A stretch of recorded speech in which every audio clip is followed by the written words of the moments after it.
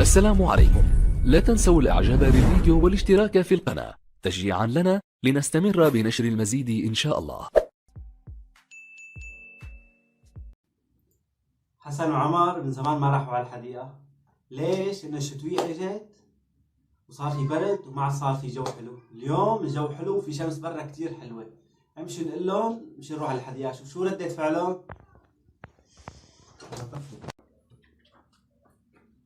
يا حسن يا عمر تروح على الحديقة؟ روح على الحديقة؟ روح على الحديقة!